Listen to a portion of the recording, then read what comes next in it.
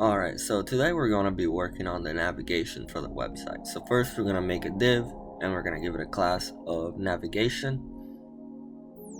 Alright, and inside there we're going to create another div with a class of navbar and container. And this is so that the margins align with the margins of the rest of the page. And then inside there we put another div with a class of nav brand, and we're just gonna leave it empty for now, but this is where you can put your pictures or your logo. And then we're gonna create another div with a class name of nav links, and in here we're going to put our links. So the first one is gonna be home, then we're gonna do another link for other.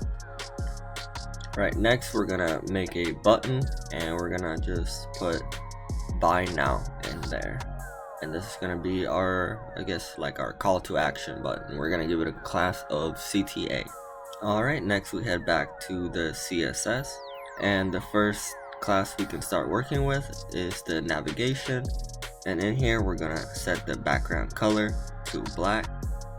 Right, then we're going to set the height to 64 pixels. Right, then we're going to set the display to flex.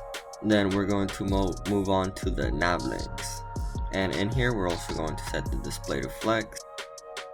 Then we're going to set the column gap to 24 pixels. Right, then we're going to start working on the actual links, and for that we're going to use the nav links A selector.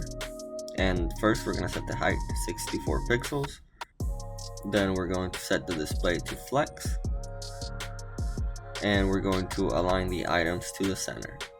Right, then we're going to set the color to white and the text decoration to none. Alright, then we're going to just set the margin on the body to 0 to eliminate that small white space around the edge of the.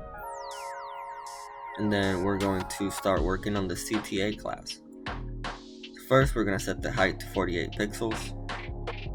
Then we're going to set the margin top and margin bottom to auto. Right, then we're going to set the background color to orange red, and we're going to set the border to none. Then we're going to set the font size to 16 pixels, and we're going to set the transition for all 500 milliseconds and ease in and out.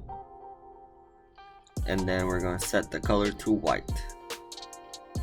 Real quick before I do anything, I realized I forgot to work on the navbar class, so that's what I'm going to do now. We're just going to set the display, we're going to set the height to 64 pixels. Then we're going to set the display to flex, and then we're going to justify the content to space between. And as you can see, that moved all the content to the right. Alright, next is the CTA hover effect, and this is fairly simple since we are using transitions. We're just going to set the background color to gold, and we're going to set the color to black. Right, and as you can see, once we hover over the button, you can see that nice transition and it's very smooth. Alright, next thing we're going to do is we're going to add an on-click trigger for our button. So pretty much we just do the on-click and then we just give it a name. Next we're going to link a script, and we're just going to call it script.js, and now we're going to create that file.